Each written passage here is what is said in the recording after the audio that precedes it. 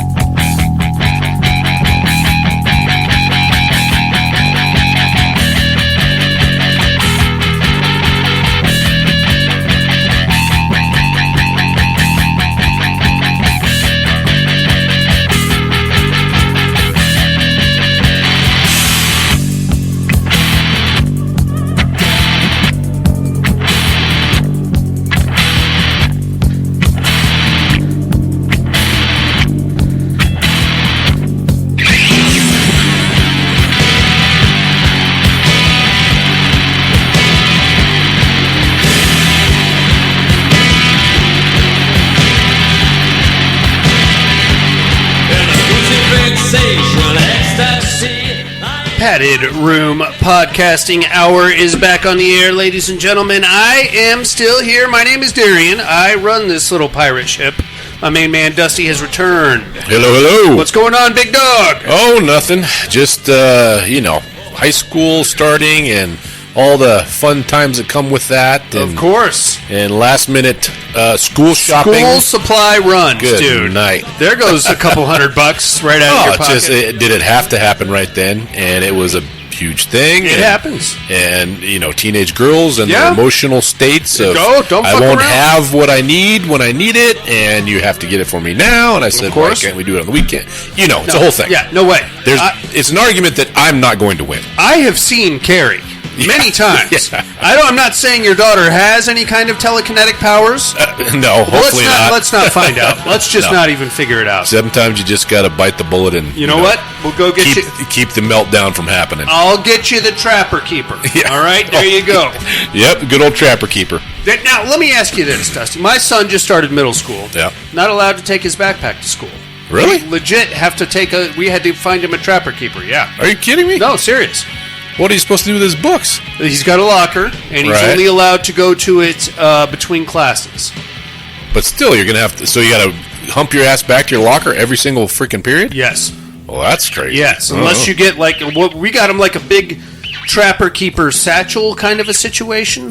Like a man purse? Yeah. But I like to think it looks more professional. Okay, so more like Indiana Jones type. Yeah. Except you could probably fit like a hoodie in there if you really needed to. Gotcha. Okay.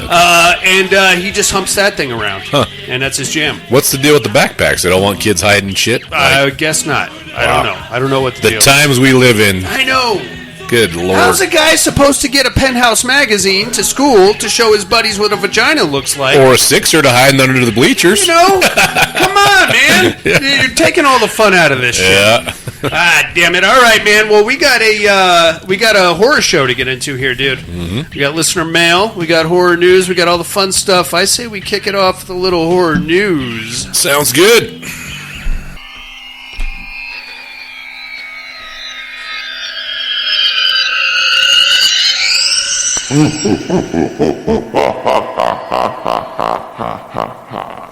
Horror news. All right, what do you got there, Dusty? All right, first off, I had Osgood Perkins' new movie. Oh, yeah? Dropped the trailer. What is it now? Keeper? That's right. Did you watch the trailer for this thing? Not yet. Okay, it looks interesting. It says the movie follows a couple as they escape for a romantic anniversary weekend at a secluded cabin. When Malcolm suddenly returns to the city, Liz finds herself isolated and in the presence of an unspeakable evil that unveils the cabin's horrifying secrets. And that, I watched it, the trailer, and it's kind of interesting. So basically, the trailer starts off with, from the wife's perspective. Okay. And they're saying the same lines of dialogue. Huh. So, do I really love her, or is she just wearing a mask? Like, it goes through the man's perspective, showing different scenes, and then it goes through the same exact dialogue, vice versa. The woman goes first, but the man goes second. But they say the same shit, but it shows different scenes. It looks like could be interesting. I couldn't tell you what it's about except for what the tagline says, but I don't know. Might be. I love me some Oz Perkins. Yeah. So I'm down for whatever. Yeah. Could be good. Right on. And that movie is dropping November 14th of this year. Okay, I'm into that. Yeah. Next one I had was you and I. We are both dog guys. We're right? dog dudes, yeah. We love dogs, right? So IFC Films and Shudder are releasing a new movie called Good Boy. Yes. Did you read this? I saw the trailer. Okay, I did too. It looks so. From what I gather, it's a haunted house movie told entirely from the perspective of the family dog. Yes, which is pretty dope. It is. Yeah, it's a cool concept, and the trailer it looks like he's kind of on the dog POV cam, walking through, and all the creepy shit's happening. His owner, I guess, starts losing his marbles, and anyway, he's getting these messages from. This is not in the trailer. This is what they're saying in the tagline. He's getting messages from another dead dog about how his owner died and all this shit. Yeah. Okay. So, could be kind of interesting. All right. Yeah, I'm into it. That it drops in theaters October 7th, and then it's going to make its way to VOD, I believe, after that. So, did you ever see a movie October 3rd called White God? White God, I have not. Huh. It is probably the worst dog movie. It's a good movie. I'm never, ever going to watch it again. It's basically this German Shepherd. Owner dies, gets turned over to another family member. Okay. Family member can't take care of it, turns it over to a shelter. Gets adopted, if I recall correctly, by a guy that runs a dog fighting ring. Oh, fuck. And from there, it just goes to fucking shit. That sounds horrible. All from the perspective of the dog. Oh, and man. it's just one fucking thing after another. For this poor pooch. This poor pooch, yes. Yeah. And then there was another one, I think it was called Bullet Head or something like that. Did you see that one? I don't think so. Adrian Brody and John Malkovich are bank robbers or thugs. And they did a heist, and now they're in this abandoned warehouse. And that's like their rally point, like their safe house.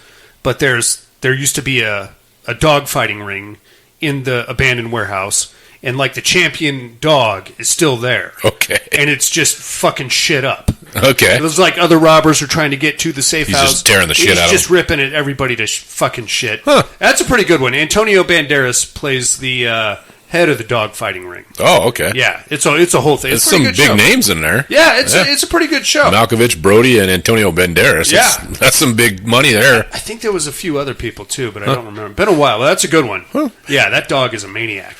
So this is not a novel concept, but do you know you've seen Bad Moon, right? Oh yeah. That movie is beautiful set of breasts. Oh God, yes. First 5 minutes. Yes. Wow. And then she gets bit in half. Yes. That movie is based off a book that is written from the dog's perspective. You know the German Shepherd Thor? Yeah. The book is called Thor. I read the book. Oh yeah. Yeah, it's great. How is it? It's good. It's better really than good. The movie? Yeah, because the movie kind of I think suffered from that time period in the early 90s when we were trying to experiment with the CGI shit, and the transformation was fucking wonky, It was bullshit. No, the book's really good. Nice. So okay. the movie's based off that, but the movie, the book I said, is based off of Thor's perspective. And you can kind of get that from the movie. Yeah. Because you spend more time with the dog than you do with the kid. I kind of felt like you were supposed to be rooting for the kid, but at the same time, you're going to the shelter with the dog. Yeah. You're following the dog through the woods, and that's where he spots Michael Pare doing his weird animation thing. So, that makes total sense. Yeah, so that was cool. And then the last thing I got is Fallout Season 2. Dropped the teaser trailer today. Did you ever watch the first season of Fallout? No. It's pretty good. Yeah? Yeah, it's pretty good. It's definitely... I guess you could say it's horror adjacent. I mean, It's more of it's post-apocalyptic. These people live in silos, but then there's people that live outside. There's mutants and shit. And there's the guy. What's his name? He's in Justified and other stuff. Walton Goggins. Yes, he plays the Ghoul, and he looks basically like Red Skull. I saw that. Yeah. And the next season, they're going to New Vegas, and that's where all the shit basically started and went down. So okay. It looks good. I really enjoyed the first season, so I recommend that Did you one. ever play the video games? I tried. After I watched the first season, I tried to play, I think, Fallout 4, whatever they had for PlayStation 3. So I wanted to get the most, like... Backdated. Good, best graphics, and just try it. It was all right. It was not... I tried it, too. I couldn't finish it. I just... A lot of reading involved. Oh, yes. It's all dialogue Tons and and picking tons. your response. And, Yes. Oh, God. No, just let me shoot somebody in the face. Yeah. Come on, man. You don't come here to read a novel. But the show is good. I would recommend the show. So and that's coming out, I think, August. I think it's the end of this month, August 28th or something like that. That's when it drops. So. Okay. Sounds good. And that's all I got. Dude, did you ever play a board game called Betrayal at House on the Hill? No.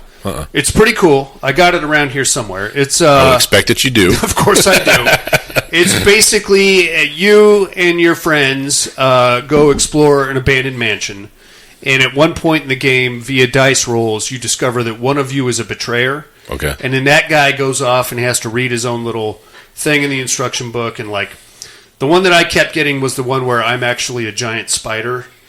Or I have spiders inside me, and then they come out, and I'm now this giant spider, and I now have to go hunt down everybody else. Okay. And they have to work together to try to figure out how to defeat me. Huh. It's a pretty good game, and there's like thousands of different scenarios. Okay. Like I'm possessed by a demon, or you're actually a ghost, and you died before we even got there, but now you're luring us in. The reason I bring it up is because a expansion to that game based on It is now available. It's called Betrayal at the House on Neibold Street. Neibold Street, okay. Yeah, buddy. That sounds cool. Probably going to have to pick that up. Yeah, you pick it up, we'll play it. Absolutely. We'll do a game night and play it. Good times. Good way to not be friends anymore. Oh, really? That game will ruin a friendship pretty quick. We've been through a lot. We have. We can do that. Guillermo del Toro's Frankenstein hits theaters this October and at Netflix in November. Right, I saw that. So that's pretty cool. You watch the trailers for that yet? I have. Yep. It looks like a Guillermo del Toro. Yeah, it looks more gothic romantic than anything, horror. Too hard on the horror, you know what I'm saying? Yeah, it's just very Guillermo. Yeah. You know? Guillermo? Get them all? The Conjuring Last Rites is getting its own limited edition popcorn bucket shaped like Annabelle. I saw this. Our friends in Tennessee are creaming all Yeah, over themselves. they're going to be in line right outside the Regal Theater, their local Regal Theater. Oh, let's go. Let's go. Come on, we got to get there early. Here's something I'm excited for. Marvel Zombies is coming to Disney Plus September 24th. 4 episodes. Yep. Did you ever read those comic books? I read the comics, and I did see the What If episode that they're basing this off of. Okay. Yeah, it was pretty good. Yeah, they had zombie Cap, zombie Thanos, zombie Scarlet Witch, and so, no, I'm excited. It should be pretty cool. Yeah, me too. All right, fuck off. My favorite was, I have one. It was like a one-off, but it was Ash and the Deadites versus the Marvel Zombies. Oh, I didn't see that. It was pretty good. It was silly. I mean, read it, It was a Yeah, comic it was book, like 90% him hitting on the various female superheroes. It's very, very Which is in character. Absolutely, that's accurate, I think. Give me some sugar, baby. Yeah. If I did, you would die, sir. Lastly, Sweet Revenge, a 13-minute Friday the 13th film, is now on YouTube.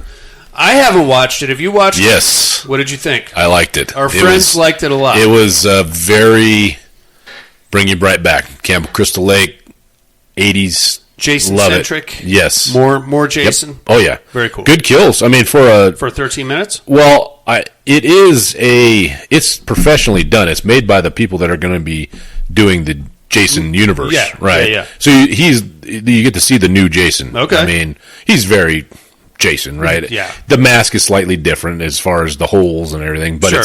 it's Jason, and it's some great kills in that. I've watched it twice now. Nice. It's definitely worth a watch. Free on YouTube. Why not watch it? Nice. Yeah, that's good. You'd like it. I got to be honest with you. I think we need to update the hockey mask.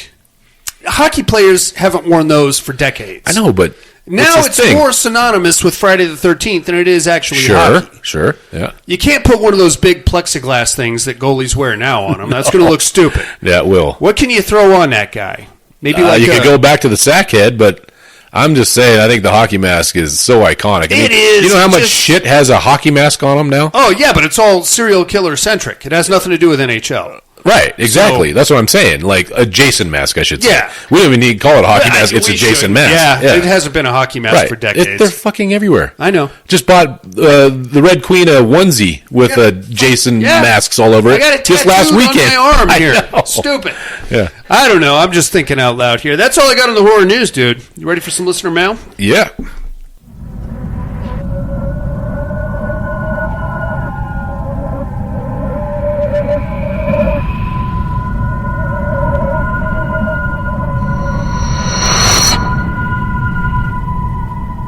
Listener mail. Yes, sir. We got some emails and some voicemails and all kinds of stuff going on here, Dusty. We are in the Terra Dome tournament, dude. It already started. We are. Before I even get into these emails, I need to know who's going to win in a fight between the Purgers and the Sawyers. I thought about it. Yeah? I listened to the show. Yeah? I'm going with the Purgers. Okay. Just because Firearms. reasoning. Yeah? Yes. They are well funded and their arsenal is pretty much limitless, right? Sure. I mean, you can't beat fully automatic weaponry, grenades. Not with a chainsaw. No, not with a chainsaw. Not with a chainsaw. Yeah, so I'm going with the Purgers. I'm with you on that one. Yep. Let's see what Tim Davis from Sydney, Australia has to say. Subject line, Terra Dome time. Hey guys, hope everyone is well this week. Let's jump straight into the Terra Dome, the Sawyers versus the Purgers. Darren, your argument for the Purgers having firearms is compelling, but if you remember in Tom Hardy's favorite movie, Texas Chainsaw 3D, the Sawyers also had firearms and a lot of them. Plus, the Sawyers have much more experience in killing since they do it year-round, not just one day. They're professional killers instead of weekend warriors? He's got us there. He does. He's got us on that one. Put me down for the Sawyers on this. You got it, Tim. Makes sense. It was fun hearing you speak about Candlewood. I have that movie loaded up, so after hearing you speak so highly about it, I might give it a go. Don't do that. Tim, don't do it. That's the shit one. You're not supposed to watch that one. You're supposed to watch the 825. Yes, don't do that. That's a bad movie. But you hear about Candlewood, Darian. I don't know who you are, but I'm going to attempt a guess. Are you malignant? No, I'm not. That's it for me. Much love to you all. Tim, not quite. Malignant? Come on, man. That has nothing to do with what I said last week at all. Malignant is another human growing on the backside of the other that's human. where you fucking turn around and go fight people backwards, pretty much. But, all right, no, Tim, you're wrong. I'm sorry. Hate to break it to you. Thanks for writing in anyway. We got some voicemails coming at us.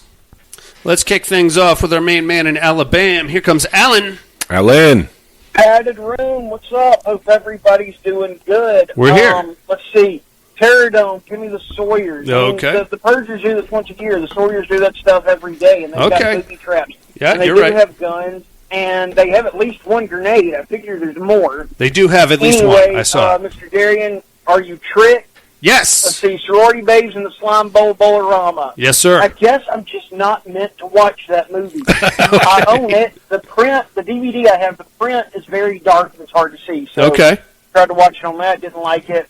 All right. Went back, tried to watch it on Shudder, and I fell asleep about 3 or 4 times, and I kept rewinding it back. Oh, God, Alan. You know, like, okay, this is where I fell asleep. Let's rewind it back. Come on, Alan. I finished it, but it's finally, I just said, screw it, and I'll finish it from where I fell asleep at, or where I woke up at. Let's see, what else? I watched part of Frankenstein Created Bikers, which is a sequel to Dear God No. Yeah, that's I'm silly. trying to finish that up. All right. What's funny is that movie, it has like crazy dialogue. Oh, yeah, ridiculous. I'm watching it, and this guy was talking about some dude peeping on him while he was having sex with his old lady. He's like, yeah, he was looking right up my asshole. Yeah. And I hear Shelley go, what are you watching? I thought that was funny. Hey, don't worry about it, Shelley. Anyway, that's all I got. I'll talk to y'all later. Bye. Beautiful. Alan. Thanks for calling in, man. Have you seen Frankenstein Created Bikers? No. Oh, buddy. Right on. Thanks for calling in, Alan. Let's get down to SoCal. Here comes Mr. Tom Hardy. Tom Hardy. Hey-yo. Hey-yo, padded room. How's my favorite degenerate system? What's going on, big baby? I do hope everyone is doing well. Hey, wanted to get in real quick there. Man, I'm the fucking educating department. Come on now. This is one of the ones that I'm going to be pissed about. Okay. Fuck, I knew that. I should have fucking known that. I know you've seen it. But I don't know it now. See, you fucking got me. Yeah. Hey, the Terror Dome is back. Let's go. Yeah, man. Happiest day of the year is the return of the Terror Dome. Let's there. go. We got the Perjers and the Sawyer family. You know, initially I thought, you had a point that, the Perjers are more technologically advanced. Yeah. They got, automatic weapons. They got ranged weapons. Yeah. Which is drones, all, probably. True, but they are taking on the Sawyers on their home turf. True. And, the Sawyers, they know every nook and cranny. I'm going to give it to the Sawyers just because of the location that it's occurring. That's fair. They're coming to the Sawyers location, and I don't think it's going to end well for them. So put me down for the Sawyers. You got it. On the What Are You Looking At department, got to catch fucking a couple of things. Well, I watched Return of the Living Dead again. Just Why because, not? Fucking send more paramedics. Absolutely. But, I also got to catch this flick called Daylight's End. And I believe it was on Amazon. Not bad flick. Very much like if you've seen The Road Warrior, I have. it's going to very much remind you of The Road Warrior. Okay. Especially the beginning. But thought it was pretty good. Post-apocalypse. They're fighting these kind of weird hybrid vampire zombie things. Like, they're killed like zombies, but they can also be dragged into sunlight, which kills them.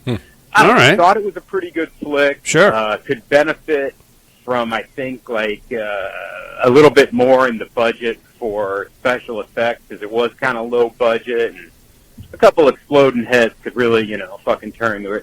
But it also could have benefited, in my opinion, from like an editor deciding, what, let's chop this down a little bit. Yeah. This is a little much. It's running a little long. Yeah. All in all, though, I thought it was fine. I thought it was a good flick. I'd recommend it. Right on. Anyway, that's all I got. Hope all is well. Love you like family. Last fucking thing. Go. Sorority babes and the Let's slime go. ball bowl-orama. You're doing it again. Absolutely. Okay, I guess that's all he had to say about that. We had 15 seconds left, and he didn't call back. I guess he just wanted to... Mic drop? Yeah, sorority babes! Boom. Mic drop! Done. Right on, Tom Hardy. Thanks for calling in, dude. Got the Terror Dome votes locked. Did you ever watch Smile? Oh, yeah. What did you think? That was the second time. Actually, maybe the second time I saw it. Yeah? I'm with you. I like number 2 better. Yeah. It's okay. I guess it was an original type idea, but I definitely like number 2 better. Oh yeah. It felt had more production value, had more, I guess, gravity behind it. Basically, sure. The Smile demon infects Taylor Swift, if you will. Yeah, makes more sense. I thought it was a lot better. I agree, and just like Tom Hardy just alluded to, that's a movie that could do with some editing. Oh, yeah. Super long. First Smile's coming in at just under 2 hours. Yeah. We don't need that. No. It's a movie about it's shit-eating grin is what it is. Yeah. That's it. That's all it is. All right. Right on, man. Thank you guys very much for calling in. I guess it's time for a movie, Senor. Let's do it. I don't normally get visits from former students. I needed to tell you how sorry I am for, about what happened. Sorry, let me just answer that. Hello? What? Wait, slow down. Oh, my God, that's horrible. Is he...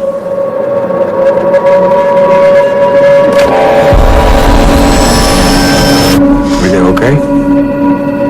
Someone just assaulted our vice principal in the parking lot.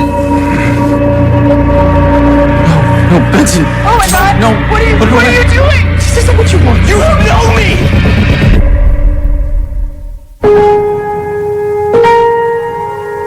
Why are you doing this? Because, Randy, I have been watching you. You are 20 years old, and you are already more pathetic than every person in this godforsaken town, and that bugs me. But there's something about you. There's something fixable. I know when you were standing there, watching me.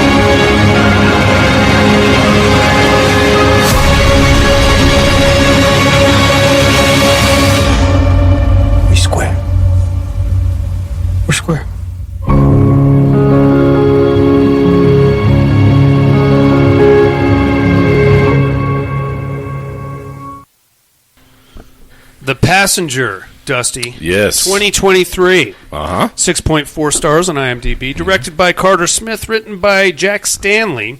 Starring Mara Benoit, Johnny Berchtold, and the Kyle Gallner, of course. Woo! This is a good one. Yep. I don't know what else to call it, but a horror movie, right? It kind of it reminded me kind of on the lines of like Natural Born Killers and that kind of stuff, So, Or Falling Down. You ever see Kirk Douglas now? Yeah. It's just like some dude just a fucking decides to go nuts. He just had enough. Yeah, dude. He just had enough. So. I thought for sure we were going to get a Fight Club situation. Oh, I'm glad we didn't. Yeah, I'm glad we didn't. I'm glad it was too. I think it was the ending. It was a good flick. Absolutely. Yeah. We start off in what appears to be an abysmal Midwestern town. This actually was filmed in New Orleans, but they only used like 3 or 4 locations, and they just had a lot of driving back and forth across fields to make it look like it was a little more spread out. Yeah, that's what it didn't look like Louisiana at all. No, I totally got the Midwest vibe out of it. Totally. Well, I was thinking like Illinois or Ohio. Uh-huh. Some little shit town, I think, is what it's supposed to be. And we're going to start off at a burger joint. I bet you the burgers there were great. The one that other than that one particular burger.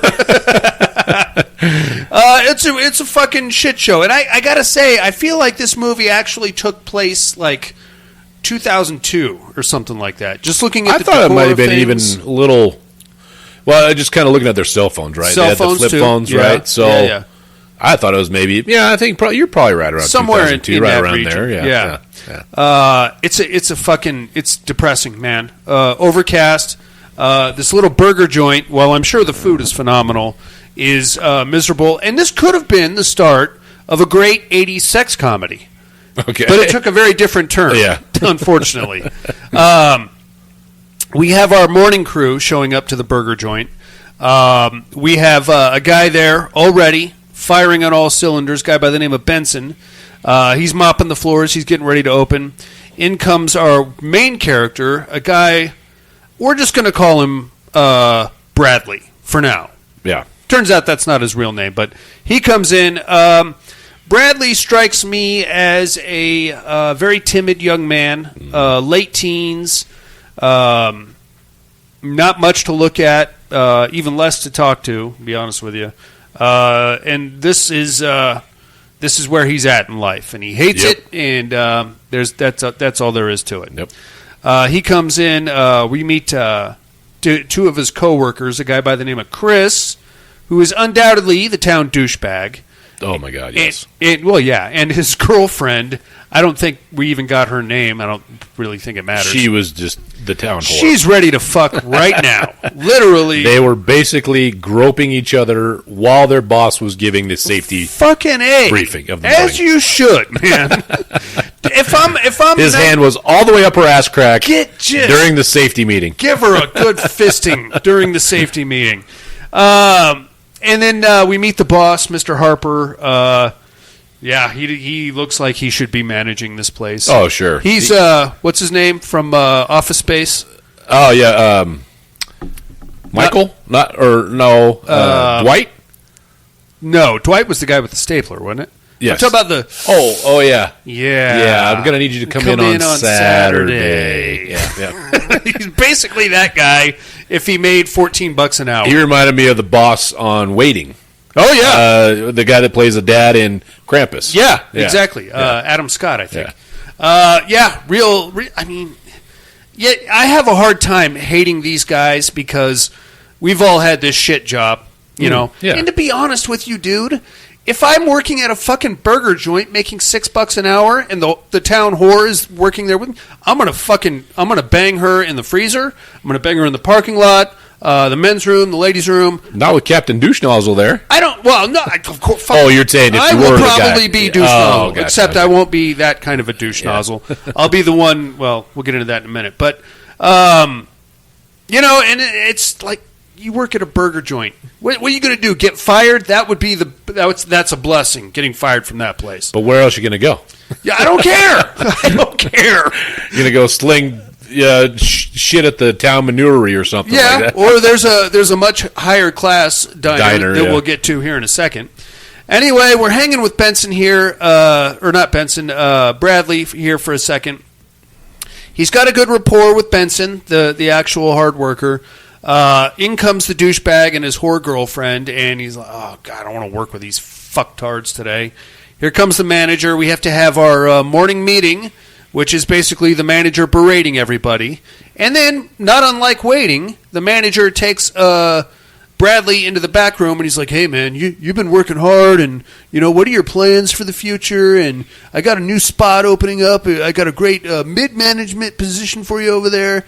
And Bradley is kind of excited, but at the same time, he's like, I don't want to think about it. Be here. I don't want to do this. I don't want to. I'm just here because my mom said I have to be here. Is basically it. I think it was to be there to get away from his mom once we find out how she treats him. We're going to explore that relationship here in a few minutes, too. Anyway, it's he's like, okay, well, I don't need an answer right now. Go ahead and get back to work, and I'll check back with you later. And he's got that weird, accordion door. Yeah, but it's like a weird wood paneling accordion door. It's that says Jack Shack. 1980. Yeah, it's a 1980 Jack Shack. RV bedroom door. Yes, that's what it is. He goes out and he goes back to work, and basically everybody is standing around in the dining room area. Benson is back to work mopping the floor. Benson, by the way, played by Kyle Gallner. Yeah.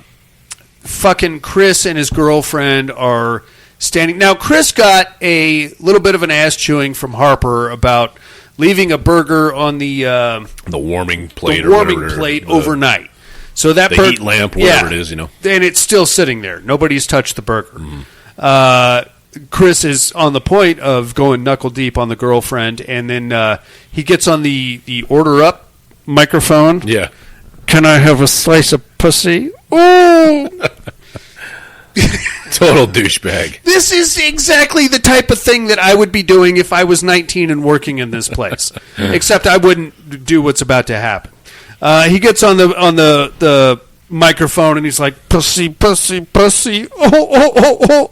And I guess this just makes the girl super hot because she starts like pole dancing. Swooning, yeah. Here's what I'm going to do in my next life. First, I'm going to move to, Battle Mountain. Okay. All right, and then I'm going to start lifting weights, and then I'm going to get a $675 an hour job with zero responsibility, and I'm just going to bang every fucking chick that comes into that place. Sounds like a solid plan. I'm going to have every single STD, and it's going to be awesome. Eventually, like, everybody's getting tired of him just saying pussy, pussy, pussy into the microphone. So Bradley finally is like, hey, can you stop doing that? And he's like, what? What, the virgin is talking to me? Oh, you don't talk to me like that. So he gets up in Bradley's face for a second or two, and he's like, hey, you know what? Why don't you go fuck yourself? Or better yet, you probably already did that, you fucker. You fucking faggot. You're a faggot, fucker. Faggot fucker. Yeah. Typical bully-ish kind of dipshittery. The girl is cackling in the background, and Benson, I keep wanting to call him Vincent or Bennett. I need like a happy medium there. It's a combo of both. It is what it is. Benson just keeps mopping the floor, and then kind of give him the side eye look, Yeah, go fuck yourself. Eventually, Chris is like, "Hey, I'll leave you alone for the whole rest of the day. You won't hear another peep out of me, but you got to eat this disgusting burger. You got to eat this burger, you fucking faggot." So he's like, Bradley is having some serious thoughts about eating the burger just to get him the fuck out of here. He was more basically telling him, you eat the burger or else I'm going to fucking, give you a licking. You could get an ass whipping if you don't. But at the same time, if you eat the burger, I will shut up and leave you alone for the rest of the day, which would be nice. While he's like kind of up in his face and kind of punking him a little bit and the girl's cackling in the background, eventually Benson walks up and he's like, hey, you're being a dick. Knock it the fuck off. And then Chris gets in Benson's face, and he's like, oh, you're not going to tell me what to do, you fucker. You just mop the floors, you fucking fuck face. Now, we've all had shit jobs. I know you have. I have, too. First job I ever had was at one of the local resorts, and it was to basically strip rooms. Weird thing. $5 an hour I made. I was 15. We're talking 1995-ish. I'd basically run into room. Maids would open up the guest rooms. I'd run in, pull out all the dirty linen and the towels and shit. And I would find a lot of porno. A lot of porno in these rooms. Put that right in my old backpack, and I was on my way. But it was strange to me because I knew I was going to quit this job at the end of the summer. But there was a guy there that was like in his 40s. Like, bro, we're making $5 an hour. Yeah. What are you doing? And he's just talking about, oh, bro, tonight I'm gonna get a bottle of this, and I'm gonna go to this bar, and I'm just gonna get fucked up, and I'll see you here in the morning. That was his continuous thing. He's drinking, or he's working to drink. He's working to drink. Yeah. And like football season would start to tip off, but as I was getting ready to quit, oh, bro, the Steelers are going to play I'm going to go to this bar. You want to come to this bar? No, man, I'm 15. And you're a fucking weirdo and a bit of a loser. Yeah. This is kind of the vibe I got from Benson a little bit. We'll dig deeper into this. You know what kind of vibe I got from him before, it all shakes down? I got a veteran vibe from him as far as, sure. He might he was in the service and sure. he just was, because he was clearly watching the room, reading the room, and not wanting to take shit from this guy. And he's basically, you know how bad I could fuck you up if you get out of my face kind of thing. Yeah. That's what I felt it was before I finished the movie, obviously. But sure, that's the kind of vibe I was getting from him. Basically, I will fuck you up if you don't get in my fucking face. But he's doing it with a smile, kind of thing. Yeah, a little bit of an ex-con. Yeah, feel that. Yeah, a little bit of a you know what? I have to maintain this employment, so I will mop the floor, but I do not have to take your shit. Kind of a vibe. Yep.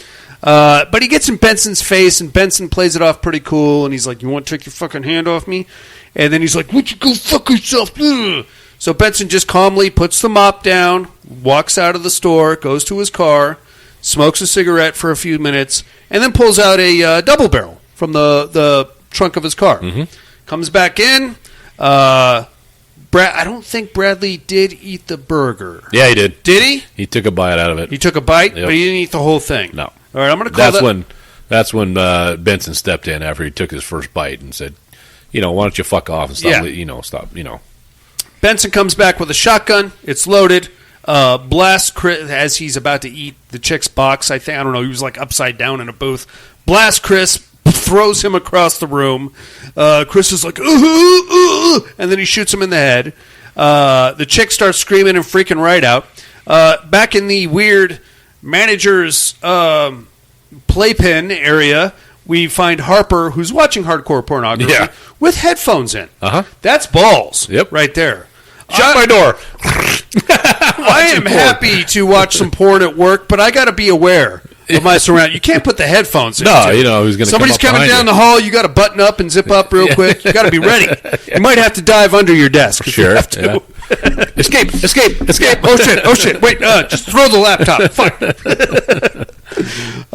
He's in there and he hears, I think, the shotgun blast. He's like, what the hell? He comes out and he sees the fucking bloody mess and the girl, the whore, screaming. And Bradley is just like frozen in fright. Benson is there with the shotgun and he's like, yeah. And then Harper tries to run back and he's like, fucking stop. So he stops, big mistake. And then Benson just comes back and blasts Harper through his weird Jack Shack curtain situation. He comes back out and he's reloading the shotgun. The whore will not stop screaming, so he's like, shut the fuck up. And she keeps screaming, shut the fuck up, I said. And she keeps screaming, and then eventually he just blasts her too. Yep. Boom!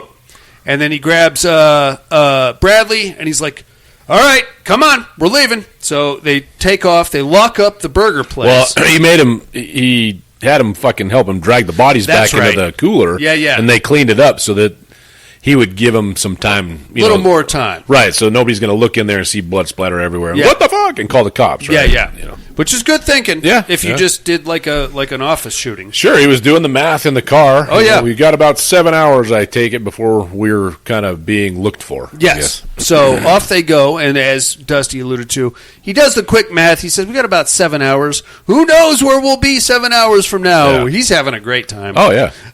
First stop is to, I think, the diner, right? Yep. Got to go to a real eating establishment where there's not day-old fucking disgusting burgers. They sit down at the bar at the diner. Bradley is like still pretty catatonic. Shaking. Yeah. Yeah, shaking hard. Benson, on the other hand, is just a cool cucumber. He's like, hey, I'm going to have the lumberjack slam and some coffee. And Bradley's like, I think I'm okay for right now. It'll be all right. No, get him a bear claw. Yeah, get him He can gnaw on that for a bit. cinnamon roll to snack on. And the waitress there is a very nice young lady by the name of Marcia. And Marcia's, answering their questions, taking their orders. Yep. And then she leaves for a second. And Benson and Bradley kind of have this quick little talk about like life in general. And he's like, man, I've seen you take so much shit from that guy. You're 20 years old, tops. Why you're smart, but you just you let everybody roll right through you, and I don't understand it. Who knows? But today is my day to help you out. So this is what's happening. And then Marcia comes back. Marcia, I have one question, and he just asks her basically, what have you done with your life, or have you ever done anything? Yeah, but he starts with like, you look like, how long have you worked here? Yeah. Your husband, 2 kids, very nice. Been here for, what did she say, like 6 years or something like that? Actually, like 19. Yeah. And then at the end, he's like, have you done anything in your life, like anything that matters? And she's starting to get a little offended now. Yeah. And then she's like, I'm going to go get you your food, you motherfucker. And then she takes off. And from there, we kind of like settle down a little bit. We get back in the car. We have to go to Benson's house. Now, we don't know a lot about Benson, but we're about to learn a lot. He lives with his mom, who is invalid. Not good. She's not in good shape. She's laying in a bed in the living room. Yes. Watching TV. But she still has like the trashy kind of Trailer park mom. Somebody wants to fuck me. Somebody might want to fuck me at some point. Sure. And the house is very Hoarders-esque. It's a shit pile. The house itself seems fine. It's a small house, but when you go inside, there's just garbage everywhere. Mom is like laid up in this bed. She's like, Benson, did you get my cigarettes? And he's like, oh shit, Ma, I forgot. He runs back to his bedroom, leaving Bradley there alone with his mom. Don't touch anything. Don't touch anything. Believe me, I do not want to touch a fucking thing in this house. Starting with your mom, by the way, who seemed to be giving Bradley the fuck me eyes. I think so. Hey! I think she was wanting a dickin'. Unfortunately, Mom does notice the blood spatter all over Bradley's work uniform, and she's like, what's that? And he's like, ketchup. And she's like, doesn't look like ketchup. She's like, it's old ketchup from last night. It's like, doesn't look like old ketchup from last night. Can you hand me the phone, please? And he's like, okay, I don't know. So he starts like walking towards the phone. In the meantime, Benson is back there. He gets into some his civilian attire, comes back out with some clothes for Bradley. Very quickly loads a revolver and puts it in his waistband. And then he sees Bradley going to give Mom the phone, and he quickly does a wheelhouse spin slam move into the hallway, and he's like, I said don't touch anything. He's like, said just wanted to make a call, and then he's like, Ma, who are you trying to call? And she's like, I just wanted to make a phone call. To who? Just a call to somebody. Okay. All right, we'll be back later, Ma. And then he grabs Bradley, and off they go back into the car after he changes clothes.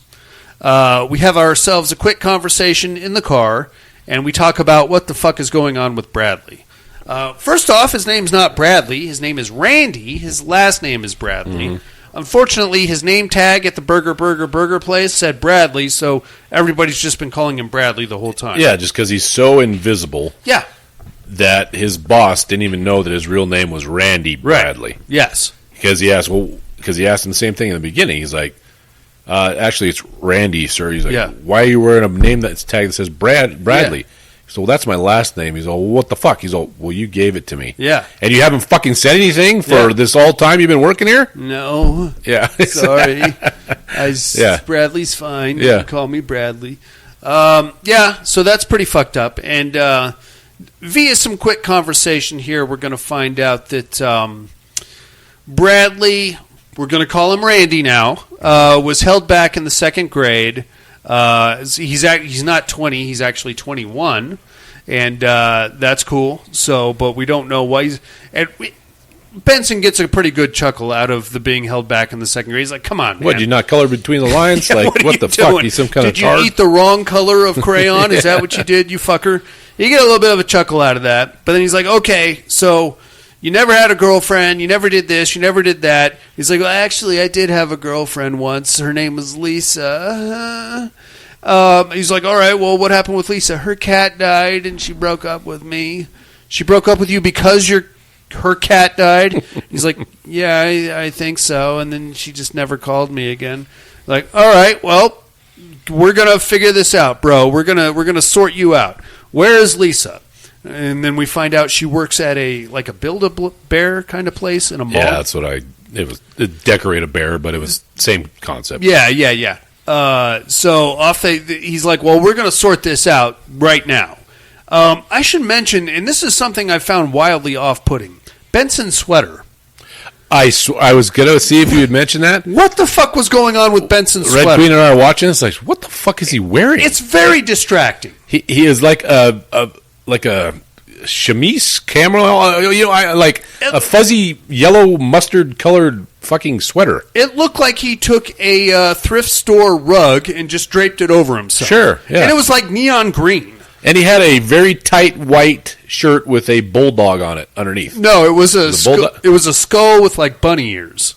Was it a skull? Yeah. Oh, I thought it was just a bunny. No, I kept looking at it thinking, is that a Donnie Darko shirt? But it's just a skull wearing like weird bunny ears. Okay. It's strange. All right. Now, yeah, I get that. The sweater was just, what the fuck are you wearing, guy? Yeah. Did you take that out of your mom's closet or what? I don't know. It was kind of off-putting, but whatever. I guess that is just speaking to his lack of interest in his own personal appearance.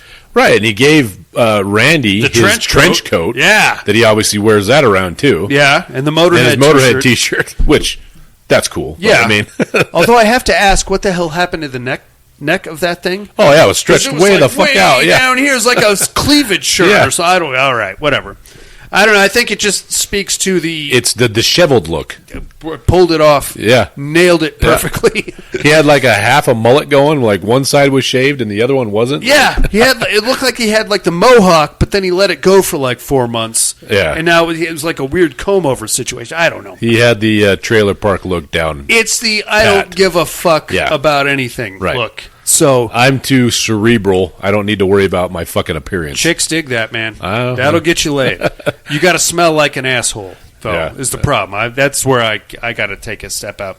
All right, anyway, off we go. We find out that Lisa is working at this Build-A-Bear place in this mall. We get to the mall. It is a dead mall, which is weird to me. I mean, we have malls here in Reno. One of them has been around since the dawn of time, as far as I know, and is still thriving today. Yeah. Still busy as shit. Yeah, you go in there, you got to bump into people. We've seen a couple come and go, though. We had Park Lane Mall. That one just kind of withered and died. Old Town Mall. But that was never really a mall. It was like a loose collection of craft stores. I agree. It was kind of like a farmer's market. Permanent farmer's market. Yeah, with a skate shop in the middle. They had a kick-ass comic book store in there, though. They did, yes. We had a couple other weird malls. They come and they go, and they turn into these weird consignment places and, like, do-it-yourself T-shirt shops and shit like that. This mall, though, is like a... looks like a real deal mall. It was at one point. Now it's just a Build-A-Bear shop and a bunch of empty storefronts. Yeah. Which, to me, is... I'd like ride a skateboard around there all day long. Yeah, here's the other question. Okay, they said this is a town of 10,000 people. Whatever. Sure. He kind of said that. Yeah. What is a town of 10,000 people doing with a fucking mall? Mega mall. Right. That's what I'm saying. Like, you don't get malls unless you're in a fairly major metropolitan, area, a city, if you will, right? Totally. I'd think that the minimum population for a mall would be at least the 200,000 mark. You would think. I don't know. You gotta have some shoppers. And yeah. Even if you don't have shoppers, get some teenagers in there to fuck around. Yeah. That was my jam when I was a kid. Go to the mall, get an Orange Julius, bird dog chicks until they kick me out. Sure. That's my jam. That's a great day. Great day.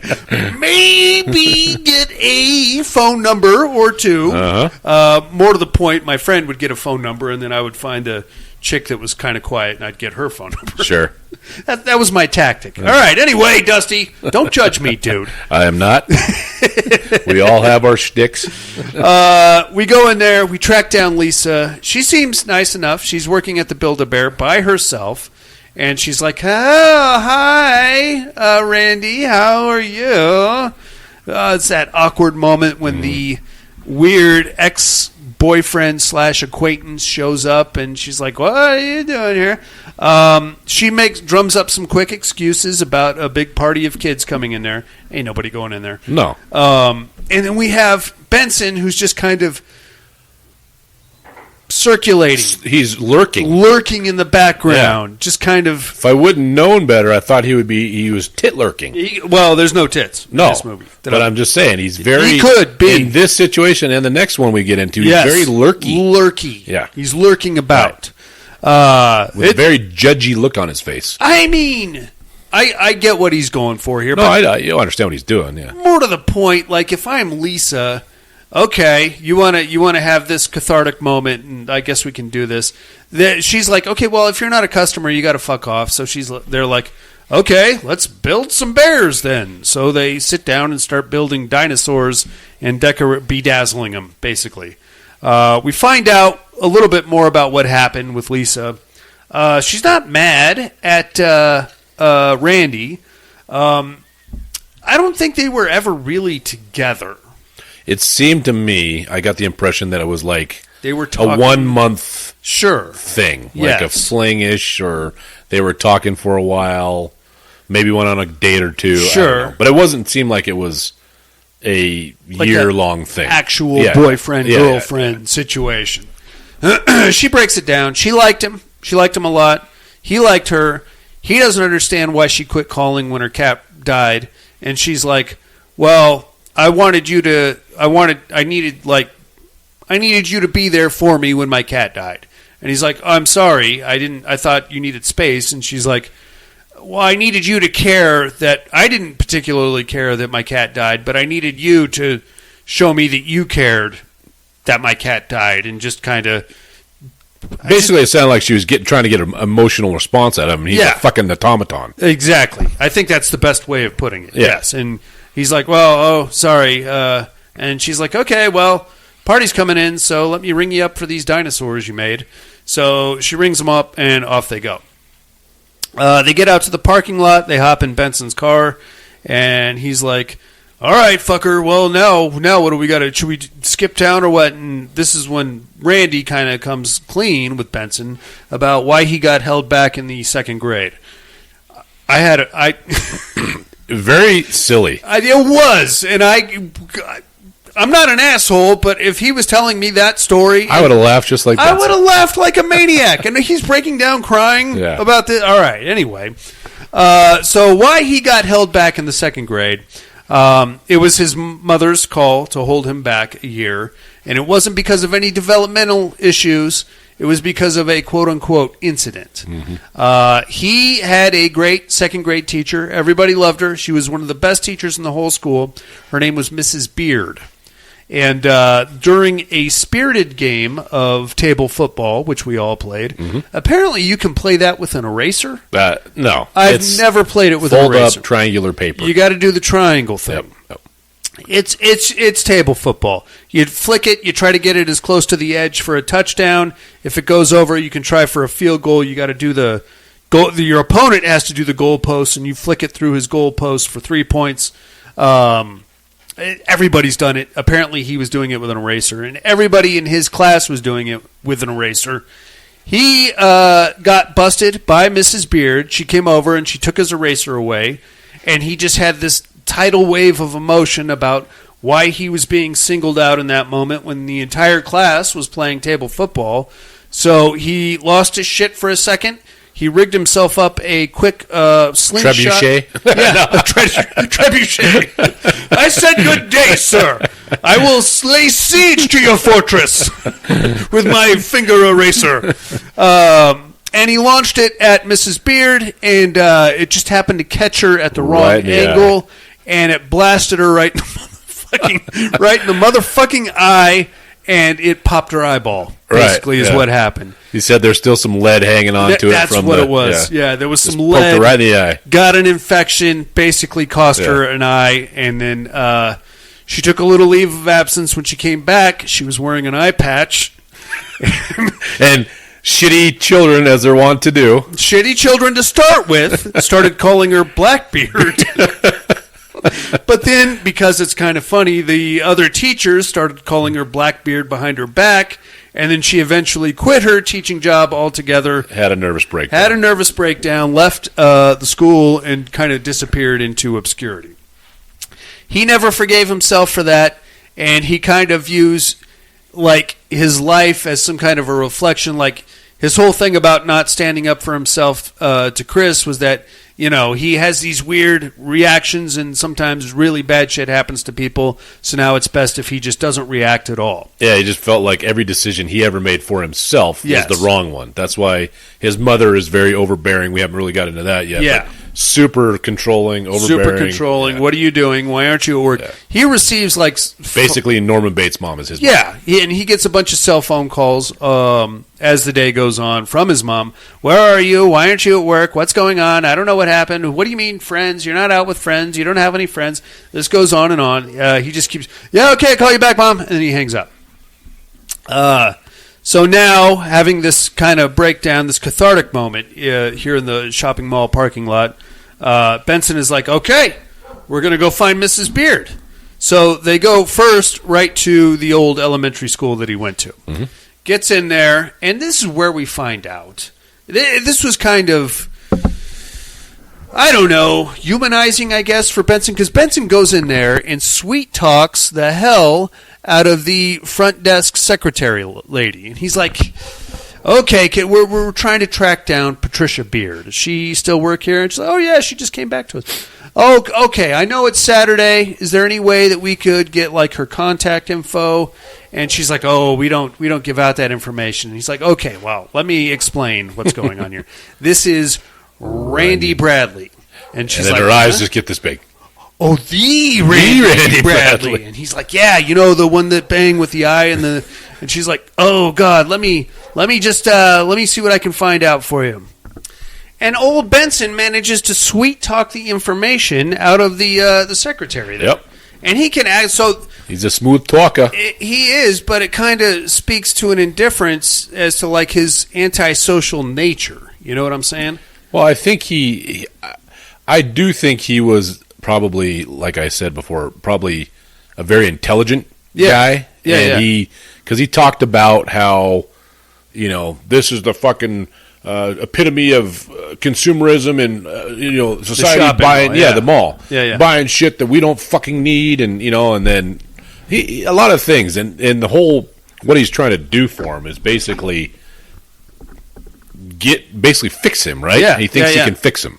Yeah. So you can tell by the way he's talking to this lady that he does have a working knowledge of society. Sure. And is very intelligent as far as his ability to pretend like he fits into society. Sure. Yeah. By having a very civil, charming conversation with this woman. To try to get the information out of her. Yeah. So that's kind of that's the feeling I got from him. Like I said, he wasn't just a fucking Looney Tunes. He was like very smart, but I think tormented. Yes, sociopathic. There you go. Well, we're going to get a little insight into that here in a second, but it begs the interesting question: if he can pull off that, why is he mopping floors at the Burger? Like I said, I think that he doesn't want to deal with anything better. It's his brain. I don't know. I think he's just trying to pass the time. Remedial. He doesn't buy into societal norms. Okay. He thinks outside the box, and he just wants to be able to basically have enough money for fucking booze and cigarettes and call it a day. Sure. I don't know. I mean, okay, if that's your happy life, then go with it. But that's just the impression. It's just like he doesn't give a shit about the world that we live in. Okay. You know, It's broken to him. That guy needs some Mortal Kombat in Yeah. his life. I feel like that would turn him around. Yeah. Show him some fatalities. Yeah. You know, he's going to be in. Start taking night classes or something. I don't know. Anyway, but this is where we're about to find. Well, what I think we're about to find out is where we went wrong with old Benson. Yeah. As the secretary goes off to dig up Miss Beard's contact information, we see the assistant principal come down the hall.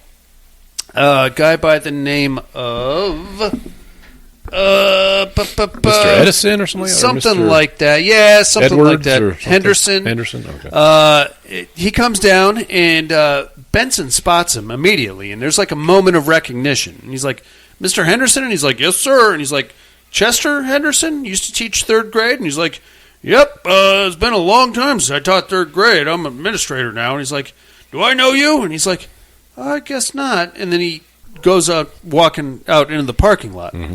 But you see, for a quick second there, Benson was like, Switch flipped. yeah, what? Okay. Back comes the secretary with a piece of paper with Mrs. Beard's address on it. So off they go. They catch up to Henderson in the parking lot, and old Benson just beats the living bejesus out of him. Oh, yeah. Just throttles his ass to kingdom come. Like, completely, it looked like he, removed his jaw. Oh, his lip was fucking Jacked split up. Yeah. Like teeth popping through the lip. It was Gross. gnarly. Yeah. And he pistol whips him a couple of times. He was going to shoot him. Yeah. But Randy talked him out of it. He's like, somebody will hear. Come on. Yeah. All this stuff. He said it was for me. Somebody's going to hear. We're going to get fucking caught. You know? Yeah. So he basically, then he pistol whipped and he knocked him out. Leaves him in a bloody pulp there in the parking lot. Now, what I gathered from this, and this might just be my It'll probably be our same interpretations. Old Benson got diddled in the third grade. Yep, that was my thought too. Okay. Mr. Henderson was a kid diddler. Okay, I'm glad we're on the same page. It's a weird conclusion to jump to, but I'm glad I'm not the only one. Well, I think it was supposed to be implied. He did something to him. Clearly. Right? So, well, either that or Benson is just a psycho. I think it was... Benson knows Henderson. That Yes. goes without saying. Yes. What could have happened that would inspire that kind of a reaction? I mean, it'd be one thing if Benson just jumped over the counter and, slammed him into the ground. But he was cool for a second. Yeah, like I said, he had the wherewithal, he had the intelligence to let him get outside so he wouldn't get caught. Well, more to the point, if the secretary had taken an extra 5 minutes finding the information... He would have been gone. Yeah. Yeah. So he could have gotten away, but happenstance just didn't work that way. Well, now he knows where he works, too. He could That's come back true. for him later, too. That's true. I don't think there was any thought of how... I think Benson knew exactly how this was going to end. Sure. But we'll get more into that. But yeah, that's the same impression I got. I thought Mr. Henderson was probably a diddler. Yeah, diddler for sure. All right, so now they're uncomfortably driving to Mrs. Beard's house. Benson's his knuckles are all jacked up, and Randy's like, so we want to talk about it? He's like, no, shut the fuck up. Never ask me about that again. We're just going to pretend it never happened, and we're just going to keep driving. We're going to go to Mrs. Beard's house right now. And he's like, okay. They get to Mrs. Beard's house. They knock on the door. She shows up. She is surprisingly hot and young for being Randy's third grade teacher. I thought she would be like a senior citizen. She looks so third grade, he's probably, so what are you, 10, 9? Third grade, you are 8, 7 or 8. Okay. So, what is that? He's 21. That's 14 years ago. Assuming she's... So, she was a young, 20-year-old teacher. So, now she's late 30s. Late 30s, maybe early 40s. Looks good. Yeah. Looks good. Sure. Yeah. She's got an eye patch on. Mm-hmm. It's a fun little lavender thing. And she shows up and she's like, hey, what's going on, dudes? And they're like, Mrs. Patricia Beard? And she's like, yes. And they're like, this is Randy Brad. And then she immediately recognized him. And she's like, oh, my God, come in. And in comes Benson with him. And he's, again, eerily looming in the side room in the hallway and stuff like that. We get a very cathartic conversation between Randy and Mrs. Beard. Miss Beard, I guess, at this point. Yeah, she was pretty pissed off about the eraser thing and the losing of the eyeball. I don't think she was. She said she was never mad at him. She basically said, "You know how much energy it expels to be angry at a 7-year-old." I can tell you right now. I coach fucking flag football. It's pretty flag easy. football. It's very easy for me. I hate these motherfuckers. I hate them all. I hate their parents. I hate everything about them. I have a lot of energy. Yeah, you do. But yeah, she said she was fucked up for a while. Yeah. But she didn't blame him. No, it was an accident. Yeah. I mean, if he wasn't a dick about it, it could have been avoided, but it was still, at the end of the day, an accident. Yeah. But she's kind of, and then like he sees the pictures on the wall. She has an 8-year-old daughter now, and he's like, "Oh, you married?" And she's like, "Well, I'm divorced, but I have an 8-year-old daughter, and I probably shouldn't have got married because I made some bad decisions and blah blah blah." And basically, in a roundabout way, she's like, "You know what? You're fine. It's cool. I'm glad you are here, and it means a lot to me that you stopped by to apologize for this." And, it's okay. I'm going to tell you it's okay. And then the phone rings. And while all that's going on, Benson is in the bathroom violently vomiting. Yeah, and cleaning up his knuckles. Yeah. Getting himself cleaned up. I don't know where the vomit came from. Well, I think he felt the emotion he felt when he saw Mr. Henderson, obviously. Yeah. It was fucking boiled over. And Sure. Maybe he was vomiting from the memories of what this prick did to him. I don't know, I like to think that Marcia had enough of his questionings at the diner Yeah. and took a shit in his omelet. Oh, Or something like, maybe put like Hawk little, the big old fucking loogie in there. the old hot tua right on the omelet. Oh yeah, that's better. That's better explanation. But he's in there vomiting, and the phone rings, and he comes out, and she goes to answer the phone in the kitchen, and while she's in there, Bradley finds her cell phone like sitting on the coffee table and snatches it. This is where she gets the bad news that Mr. Henderson is Dead. Not only dead, but got the living bejesus kicked out of him. It didn't sound to me like there was any correlation from the secretary as to the two guys asking for her address. No, she's not the very good best detective in the world. Clearly not. Or these two yahoos just walk out right after this guy, and they didn't see him late. Okay, yeah, they went out after him. Yes, and they didn't see this old bastard laying in a pile of blood outside. Nope. No. And they didn't come back and say, "Hey, somebody help!" Right? Nope. So one is led to believe, out of the Sherlock Holmes principles of deduction, absolutely, that these fuckers did it. One would think, but apparently that thought is lost on our poor secretary. Sure, yeah. Which is why she's a secretary at elementary school. Yes, unfortunately. Not there's anything wrong with that. There's nothing wrong with that. Maybe she should try out for lunch lady next time. Mrs. Beard, on the other hand, quickly deduces what the hell's going on, because she gets off the phone and she's like, "Oh, you guys got my address from the school today? About what time?" So he left about the same time. Did you guys see anything? And then, of course, Benson is like, "I don't know." And he puts his hand up to his face, and she sees all of his knuckles are bloody. He's like, "I don't know anything about anything. I don't know." And we're very quickly, it's a very tense scene here. And you can see that Miss Beard, is quickly putting together what the fuck happened. And Benson is getting a little tense. And Bradley is looking from Beard to Benson to Beard to Benson. And then Benson just pulls out the gun and he's like, "All right, motherfucker." And then Bradley jumps in front of her and she's starts screaming details about her daughter. We're about to have her birthday. And he's like, "Shut the fuck up, shut up, shut up, shut up." So, luckily, Randy talks Benson out of killing Miss Beard right there on the spot. But unfortunately, we decide to take her with us where we go. So now he has 2 kidnap victims. That sucks. In we go into the car. We start driving, and a lot of, where are we going? What are we doing? What's going on? Shut up, bitch! Shut up! Shut up! Shut up! Shut up! They go right back to the exact same diner that we were at earlier today. All right, strange choice, but in they go. They get seated at a booth. They start getting their order in. Randy at this point is thinking to himself, I gotta do something, or he's gonna kill me, or he's gonna kill her, or he's gonna kill us both. So he dips to the bathroom with her cell phone still in his pocket. Well, he asked them to go. He's all, "No, you go in a bottle back there." Yeah. Yeah. And that's why they went to the diner. Because Yeah. he said, hey, Benson, I really got to go to the bathroom. He's all, well, fucking find a bottle back there. I got to fucking think about this. He's all, no, it's something that I can't do in a bottle. I've been holding it all day, basically. He's You ever tried to do it in a bottle? No. good. No good. So basically, he's got to drop a deuce. So Yes. He runs into the bathroom and calls the cops using the cell phone. Out he goes, and finally getting his balls, finally getting his spine. Starting to. So Benson's therapy is working. You could say so. Yeah. Sure. Yeah. Gets out there, starts kind of thinking about things. Unfortunately, here comes Marcia, the waitress from earlier. And she was about to get off work when she saw these two assholes sit down. And she's had all day to stew over Benson's bullshit questions. And she's like, you know what, fucker? I may not have done anything that you think is substantial, but I raised 2 kids, and I want you to get out of my restaurant.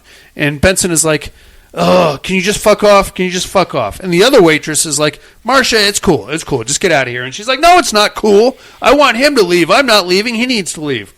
And then Benson loses his shit and pulls out the gun and shoots Marcia right in the leg. Yeah.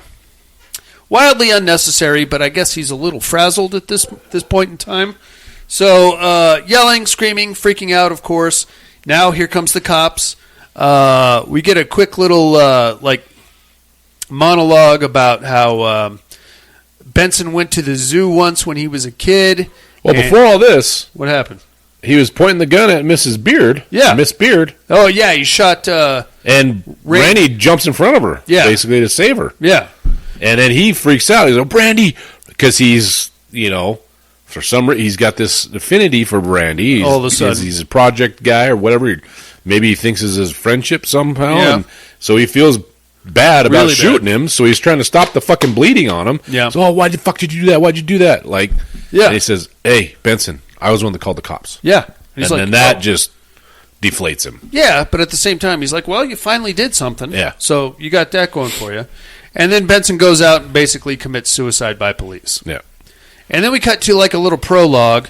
Randy is now watching Mrs. Beard's daughter while she's away, and he's a paid babysitter. Yeah. And he's got his arm is now in a sling from where he got shot. And she has both the stuffed animals that Benson and Randy made while they were at Lisa's place. And that's pretty much the end of your movie there, Dusty. Yep. What do you think of this one? I dug it. I dug it too. Yep.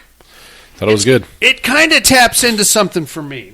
Because I used to have not a reoccurring nightmare, but just these weird panic thoughts about what would happen if I accidentally killed somebody. Maybe not accidentally. Maybe if back in the day I used to have a serious temper problem.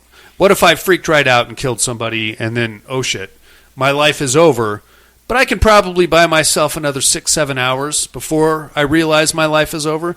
Are there more people that I need to go kill? Or somebody I need to go apologize to? Or should I just fuck it and haul ass out of the country? Or it's a very strange thought process. Yeah. Planning your escape or planning your... One that I certainly hope I never find myself in. Oh, yeah. I'm going to do my best not to kill somebody. Just take a chill. Just chill it out. It's just flag football, everybody. Let's calm the hell down. It's a good show, man. I liked it a lot. We found it on Amazon, I believe. Yep, that's where I watched it. Yep. Check that shit out, inmates. It's more psychological horror, I would say, than anything else. And I'm really glad they didn't go the Tyler Durden route, because that would have pissed me off at the end. No, I'm glad. I enjoyed the ending. I thought it was good, and I think it was just a good movie. And that Kyle Garner could fucking act his ass off. He's a maniac, dude. Yeah. Where do you see next week's movie? Oh, I've seen them all. Oh, this is the one I hadn't seen on the list. So look at him go! I'm excited. All right, inmates, let's take us a little break, and we'll come back with some other stuff. All right.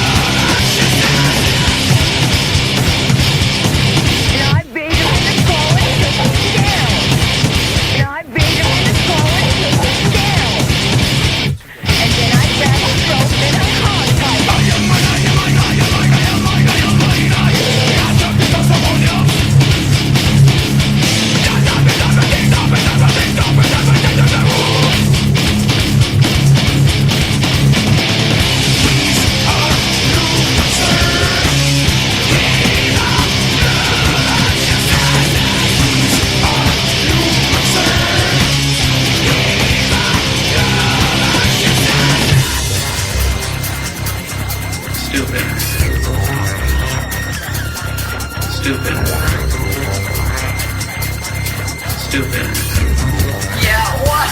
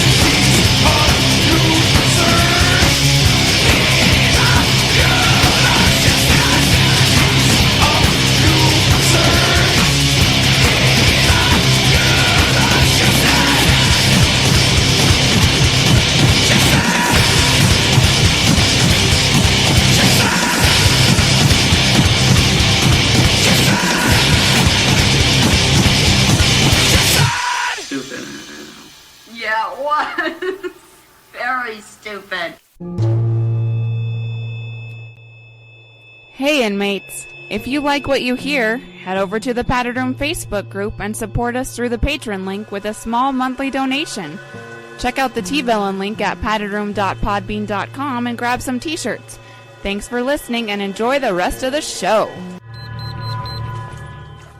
And we are back, Dusty. Yes, we are. Hey, I am ready to get into the Terror Dome. How about you? I am ready. Let's do it.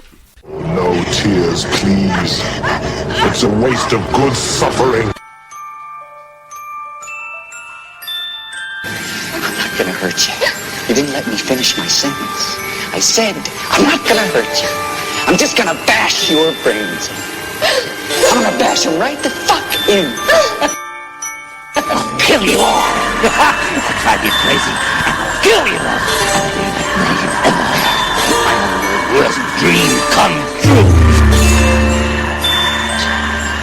6-year-old child with this blank, pale, emotionless face, with blackish eyes, the devil's eyes.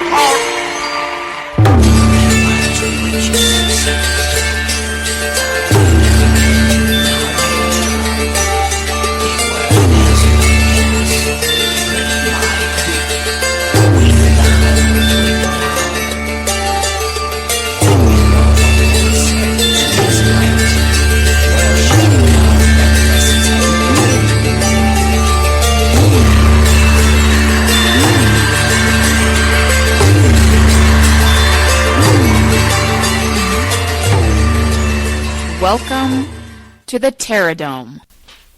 First, last week's winners in teams competition, we had the Purgers versus the Sawyer family.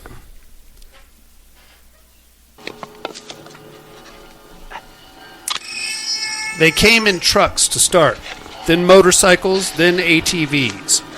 The explosions began early, then the screaming. Gunshots went off in various directions, but without knowing what or whom they were aiming for, the tourists soon fell silent to the sound of chainsaws. With a vote of 6-2, the Sawyers advance over the Purgers, Dusty. The people have spoken. The people have spoken. And I like the Sawyers. They're like a weird white trash Texas cannibal mafia. You know, you get into Leatherface, the prequel, with Verna Sawyer, Drayton Sawyer. I'll never understand Nubbins, but I guess I'm not supposed to. So he's just your crazy head cheese enthusiast is what he is. Let's take a look at this week's matchup, shall we? All right. In teams competition, we are in the Asylum Conference Round 2. As usual, inmates, bear with me, I'm not much of a writer. The time was drawing near. The ladies of the coven had everything they needed to complete the ritual. The prenatal carcass, the eyes of the true believer, and the dagger of obsidian. Even the sacrifice, an unfortunate soul they had taken from a rest stop 2 states away. All they had to do was get to the gateway. Unfortunately, it happened to be at the bottom of a long disused mine shaft in the New Mexico desert. There, they could enact the ritual and open the gate. The hard part was over. Getting there would be easy. A loaded Winnebago, some dirt roads, and a couple of long, dusty trails was all it would take to get there. No traffic at all, since it was in the middle of an old bombing range. Then the tire blew out. The ladies were witches, not mechanics. Then one of them vanished into the night amidst a series of strange guttural howls. The witches weren't as alone in the desert as they thought. Team's competition, we have the Witches' Coven versus the Mutant Cannibals, Dusty. I think I'm going to have to take the mutants on this one. Witches, scary. If they're real witches, though, if they do have powers, sure, they could fucking tear through the mutant cannibals easy. Possibly. Make them all fucking kill each other. Hex them, sure, and you know, stick your fucking pitchfork up his ass and eat. You know? Yeah, very real possibility. Yeah. But I feel like that takes a lot of like chanting and depends on candles. which witch's coven you're thinking about too. Like, yeah, some of it it seems like it takes some work, but well, okay, let's just say, for example, it was the 4 chicks from The Craft. Oh yeah, that's a lot of chanting involved there. Yeah. And it's not just on demand. They're going to have to go to Hot Topic. Yeah. Get some more. I don't know. I don't even know what they buy. Yeah. So I mean, what do you think, man? I'm going with the witches. Okay. Just because I think magic will trump fucking mutant cannibalisms any day, or just any kind of conventional weapon. I like to think that, but I just don't see them being able to pull it off. Dude. Okay, mutant cannibals. Coordinated attack patterns. They've been doing it for a while. They kidnap Dad. Yeah. They light him on fire. Mm-hmm. Everybody goes running to help Dad. Then they get it. Yeah, dude, I gotta take. I think they even had guns. 1 or 2 of them. Papa Jupe, I think, had a gun. I thought they had like crossbows and something. They had a bunch of weird shit. Yeah. I'm taking the mutant cannibals. All right, I got the witches. That's your Terradome matchup for the weekend, man. Plus, witches can be sexy. Mutant That's cannibals, true. Not so much. No. I mean, if this was some kind of like a sexy competition, witches all day. I think There's you can some make nasty anything witches sexy. out there too. Though. There are. It's Lords of Salem, but those old most hags, of the time they can hex themselves into looking good too. That's true. I did see Game of Thrones, so I know how that works. Oh yeah, the Red Woman. Until she forgets to do her thing. Yeah. Witches Coven versus Mutant Cannibals, inmates. Let us know by next week if you can. Mental health hotline is area code 775-387-0275, or let us read your email and make fun of you that way. Mail at paddedroompodcast.com. And while you're contemplating that match, we're going to tell you what movies we got to watch. Hold on a minute. Are we picking fighter? I mean, have we picked our fighters yet? This is what I'm... I was going to wait. Okay. But if you want... No, I don't want to pick. I'm just saying, when is our fighters due by? Because we're already in round 2. I always pick last. What do you got in mind? What are you thinking? I got Tim with the Deadites. I got Alan with vampires. And Tom Hardy with the Xenomorphs. Okay. What are you thinking? Fish people. No. Fish people, Dusty. Big negative. Oh, come on! I'm banking on... Well, I think Tom Hardy had a good theory here with the... Xenomorph. He's got xenomorphs? He's got xenomorphs. Okay, so they've got a show on TV right now. Yeah. I'm going to bank on the other side of that coin and go with the Predators. Okay, that's fair. Plus, I really like Predators. I like Predators, too. I'm into it. Okay. Also, get us your fighters, inmates. I'll give you 2 more weeks. How about that? And then from there, we're going to lock it in. In the meantime, we're going to tell you what movies we got to watch. Here comes a little What Are You Looking At?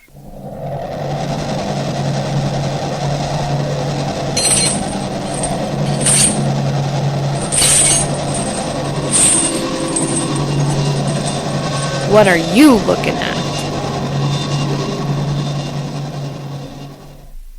I gotta get out of the habit of falling asleep with the TV on, because I got a new bad habit, and it's wake up in the middle of the night and just finish whatever the hell movie is on, and then maybe watch the next movie after. Because I just put on some fucking thing on Tubi with a skull on it, and then I just usually fall asleep, but then I wake up and I got to finish whatever the hell.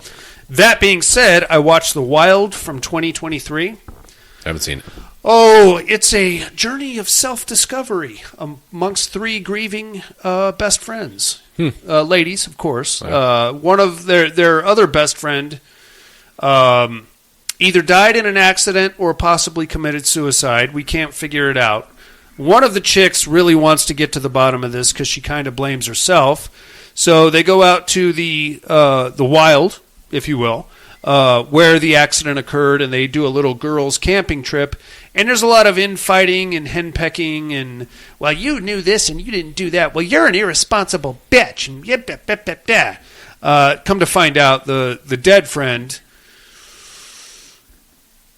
committed suicide, but it was due to a love triangle, same-sex love triangle between two of the other chicks. That the realization of that throws the fourth chick into a homicidal rage.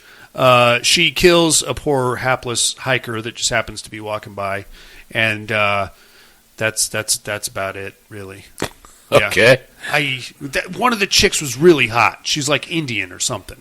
And I was like, I'm going to see her naked. No, I'm not. I saw the other two naked. They were not that attractive. Feel cheated by that, and that's bullshit. I watched that. I watched Everyone is Going to Die, which happened to be the movie right after that. This one's brand new. It's from 2023. It's not bad. It's a home invasion situation. Single dad and his daughter on her birthday get home invaded by two psycho chicks, and at first you're like, oh, these bitches are just crazy and they're here to rob the place, but then they make them do a bunch of weird shit. And then at the end, there is some rape involved. The dude rape.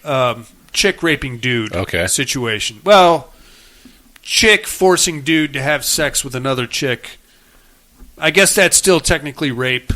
That is rape. That's a rape because there's a shotgun involved. So I'm gonna call that rape. Then we find out there's a whole backstory about why they picked that house and the guy and how he's involved and he knows them, and it's a whole thing. It's fine. So it's your Kirkland brand Knock Knock. Yeah, just not nearly as hot. And that seems like the fucking Knock Knock to it with Keanu Reeves and Anna de Armas and but like Keanu Reeves wanted to get his dick sucked. Sure. There's no this guy does not want. He just wants these chicks out of his house. All right. Well, by the middle of the movie, Keanu wanted the girls out of the house. Well, yeah, but at first he's like, all right, yeah. Come on in there, little ladies. I'm going to show you how I suck at being a DJ.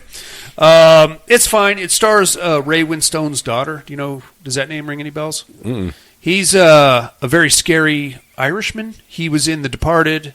Was he Jack Nicholson's like right hand man? Yeah. I know what you're talking about. Yep. And his daughter looks very much like him. Ooh, which is not poor girl. Not good. If she was playing an English thug, then she'd be great. But well, I guess she does play a rapist in this one, so there's that. Lastly, I watched Lake Dead from 2007. Do you remember? Probably like 15, 20 years ago. There was a reoccurring thing around fall. It was the After Dark Horror Fest. You remember those? 8 films to die for? Yep. I have the first 3 years sitting over here on my shelf. In every year, there was always 2 really good ones, like 3 mediocre ones, and then like 3 just dog shit movies. Mm. This was the top of the dog shit list in the second year. Gotcha. I remembered watching it, and I remember thinking, this is a complete fucking waste of my time, but I'm a completionist, so I had to buy it on disc anyway, because I didn't want to have Was it a collection, or like was multiple movies on one disc? Or no, it was like... You had to buy it all? I had to go track each one down, because I have a problem with that, apparently. Yeah. It's still dog shit. It's terrible in many ways. It's supposed to be your typical... kids go out to party in the woods, and then they happen upon the inbred family, and then slasher action, and then a bunch of other nonsense. It's got everything you want. It just lacks complete originality in every sense of the word. There is nothing that we haven't seen here 1,000 times. It's just a little bit watered down. There's boobs. It's fine. There's some half-decent kills. It's 2007, so they get... a little too much on the CGI. Mm-hmm. It's still bad. I still hate it. That's all I have to say about that. Okay, so that's it. I shan't be watching that one. I mean, if I piqued your curiosity, feel free to check it out of the Padded Room Library. No, I think I'm good. Okay. I'm not going to argue with you. That's all I got. So I don't even know why I watched. I knew I hated that movie, Dusty. I don't know why I put it on. I don't know. Stupid. All right, that's all I'm looking at. What do you got, big guy? Okay, I had a couple weeks. I was not here last week, so we're all caught up on Dexter. I think we're through episode 6. Nice. Still really good. Okay. We don't know. Gonna be kind of interesting to see how he gets himself out of the pickle that he's kind of in, But he's a smart fella. We'll see. He is. He's pretty crafty. The wife and I and kid watched the first part of the second season of Wednesday. Okay. It's good. I mean, if you liked the first season, didn't you guys watch that with Daphne? And Daphne did. I watched 2 episodes, and then I just didn't have time to stay up with it. I mean, it's fine. It was something that's on the TV, and I was, scrolling through sports. But no, it's good. I mean, if you like the first season, it's more same shit. Yeah. I bet. Okay, so then we did watch Final Destination Bloodlines. What do you think of that? I dug it. Okay. I did dig it. It's same song and dance, but better special effects, basically. I guess they throw a little wrench in the works that death is coming for the descendants of all these people that would have died if the main chick hadn't saved all these people from dying in this. It's basically like the Stratosphere in Vegas or the Space Needle. Sure. In 1950s, they opened up a brand new restaurant at the top of the Stratosphere, and everything starts to go fucked all, and the glass dance floor falls out. Everybody's falling down the dance, 100 stories down, and a fire breaks out. Just people fucking die. Yeah. Right? And so she saves a bunch of people. So it's not just, the select few, the select group that is trying to elude death. It's basically the main girl that saved everyone is now this kooky old lady that lives in the fucking woods, and her family members are getting picked off one by one after everybody else had died. Like, she had been tracking everybody else's descendants that had died, over the years, and now it's coming back to her family, basically. Well, they're going to die anyway.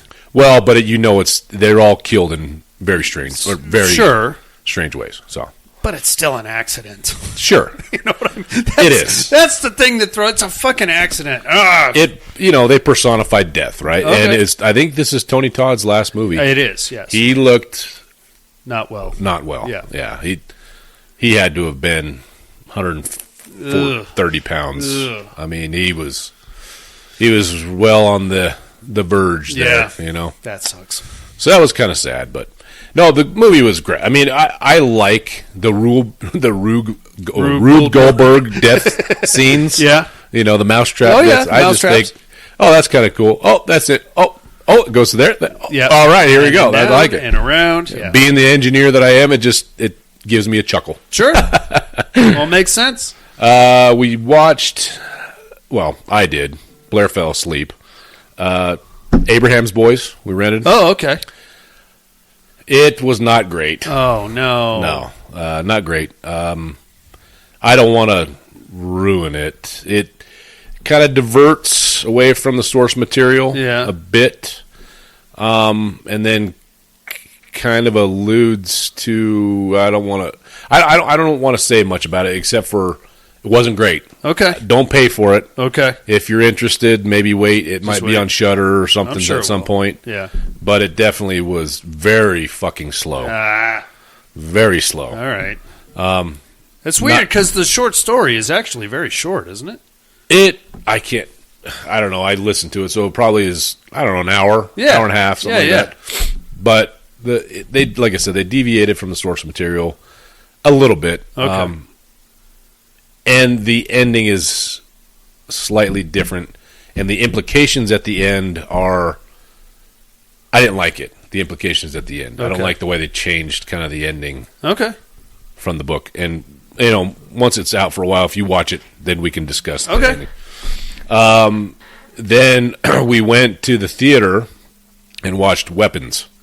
I heard good things. Fucking phenomenal. Blow your mind? My favorite movie of the year. Okay. I really liked it. Better than Sinners? Yes. Okay. Right now, my order is Weapons, Sinners, and Bring Her Back are the order of movies. Top three? Top three for 2025 in that so order. far. In that order. Okay. Yep. Very cool. Sinners is a better, theatrical movie. Story-wise, what do you call Music, it? Cinematography, sound. Yeah. It's a better movie, but what's so good about Weapons, and I don't want to say a lot about it because the ad campaign or the trailers and stuff don't tell you what it is. No. Right? Yeah. It's very elusive. These kids, these 17 children, if you haven't seen the trailer, if people, you don't know what it is, basically it's 17 children from the same classroom all get up at 2:17 a.m. on one night and run out their fucking front doors, never to be seen again. From one third grade classroom. Okay. So, and they tell you that right at the beginning of the movie. Like, this is what's happened, and then you pick up basically at a town hall meeting a month later of the townsfolk basically saying, where the fuck are our kids? Yeah. They're blaming the teacher. Yeah. The teacher is played by, I don't remember her name, but she's the wife in Wolfman. She was in Ozarks. Julia Garner? The blonde-haired. Really curly hair. hair. Yeah, really curly Yeah. blonde. She's great in it. She plays the teacher, and it's really, I liked the way that they told the story. Mm-hmm. Basically, they pick a character and follow them through the events. Oh, cool. Then they go to another character, and you'll see where they were during the events leading up to the end. Okay. It just, they pick a character, and it's kind of like a Tarantino-esque kind of thing. Like, they'll say Julia, and then they'll say Leonard, and then they'll say, like what happened to these guys? 825 Forest Road does the same thing. Cool. So, it was great. Great fucking movie, and really cool idea, and the acting was phenomenal. I just loved it. I thought it was great. Right and they threw in humor into it, but it wasn't like, I don't think it was supposed to be. Mm-hmm. Some of it was, I think, supposed to get a little chuckle out of you. Yeah. But I was like fucking laughing out loud, and because it wasn't forced. It wasn't like trying to make a joke. Yeah. You're like, oh fuck, that's funny. Adolescent, yeah. It wasn't adolescent. It was legitimately fucking funny shit. Cool. Like, so right on. No, highly recommend that one. Excellent. If you get time to go to the theater, go check that one out. It's great. One of these days, Dusty. Well, it'll be out to probably. You'll be able to watch it on Prime here before too long. Long before I actually walk into a theater. Right on, dude. That's what we're looking at. How about a little immersion therapy? Yep.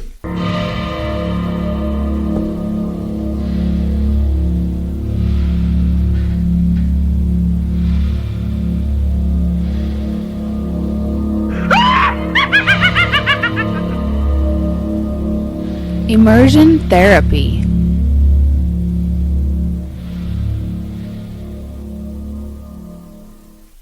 Now, before we get into the Slime Ball Bolorama, sir, Yeah. I need to know what you thought of Climax from 2 weeks ago. Do you really? Yes, I do. What'd you think? Too weird? Yes. Oh, it's Gaspar Noé. Not for me. He makes a lot of weird movies. Way fucking too over the top. Weird. I get it. I don't know. I was looking at and the dance number in the beginning. I'm like, what? This? I don't want to watch this.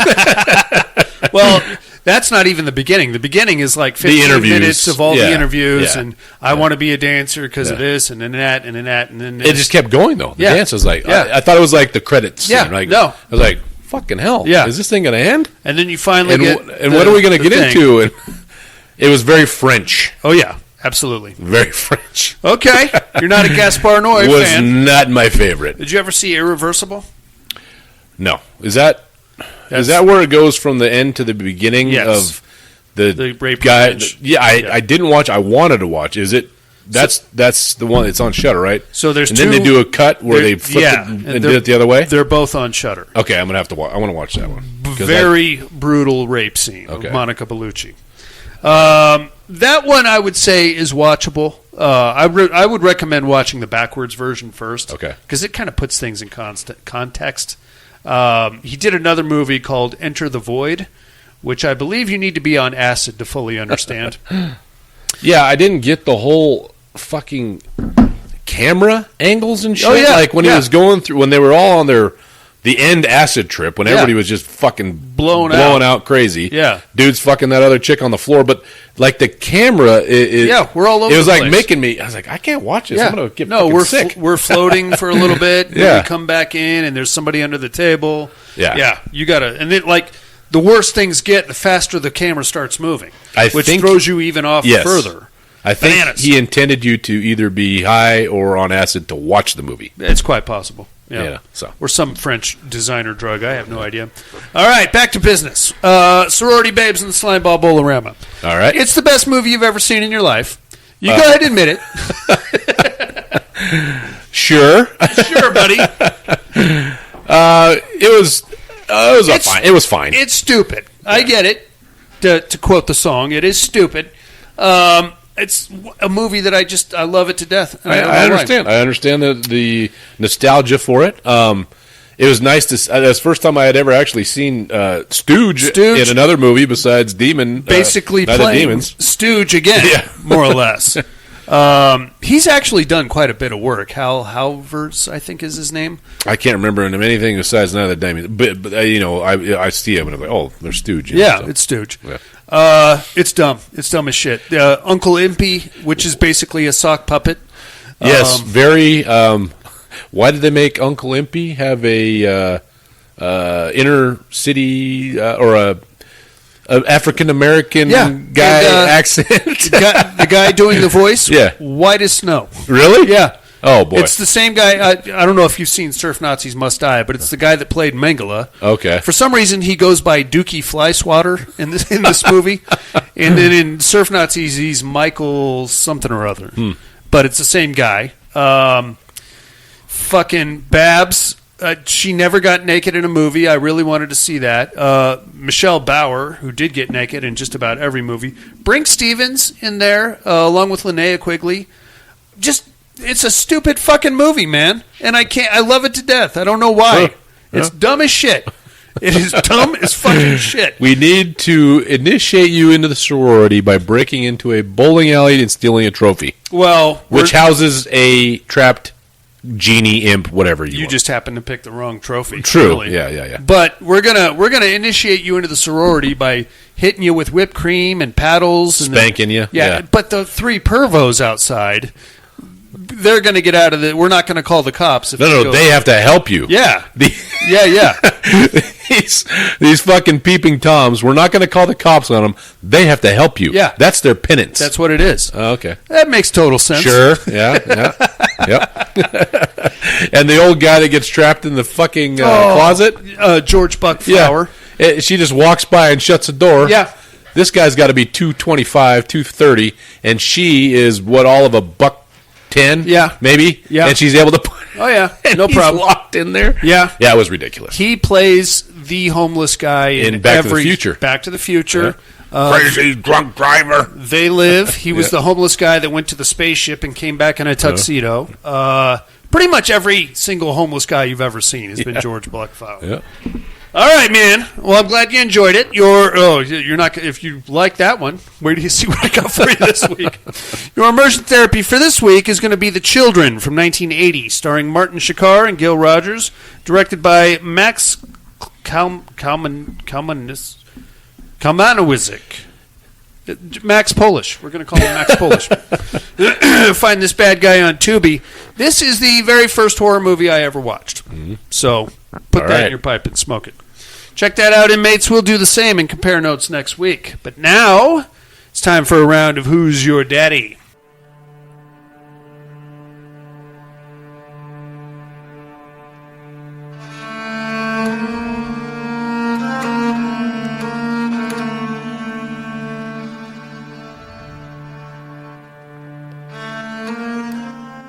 Who is Daddy? First, my clues from last week. It's Halloween, man, and there has been a string of murders on Halloween. That's not Michael Myers. It's like a weird, it's almost like a like a nationwide phenomenon. There'll be a spree in Los Angeles, and then in Chicago, and then the next year in New Orleans, and it's just going on and on and on. And now they're getting more frequent. And a couple years ago, we had one in Detroit, New York, and Miami all at the same time. So it's not like it's one killer. There's something weird going on. And by the way, the killers in these things are doing sick karate moves, like doing backflips and stabbing people on the head and doing parkour to get away. It's bananas. I'm a hard-boiled detective trying to get to the bottom of this.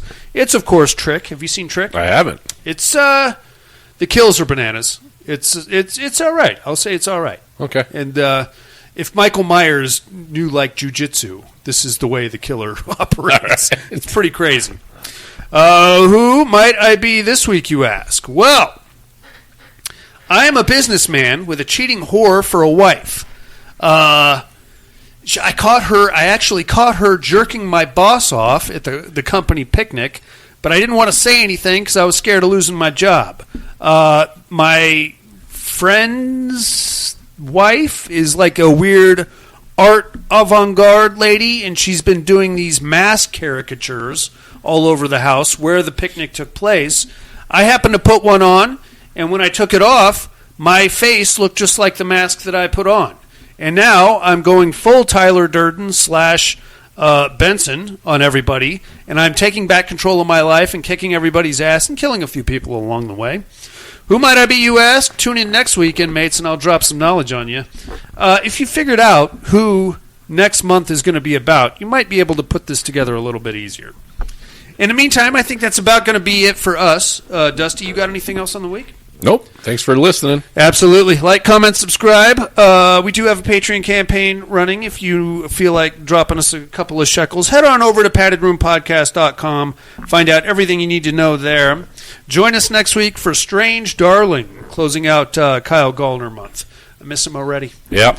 Let's fun month. Let's do a Kyle Gallner year. Kyle Gallner year? Can we do that? I don't think he has enough movies. Oh, there's going to be a few episodes of Law and Order in there and other things. Strange Darling next week, inmates. In the meantime, for Buddy and Absentia, businessmen who let their wives jerk off their boss. Oh, I just had a weird visual. I'm not gonna broach that topic. Jason Voorhees making his triumphant return after a long hiatus. Movies that we shouldn't like, but we do for reasons we can't explain, and the Padded Room Podcast. I'm afraid visiting hours are over.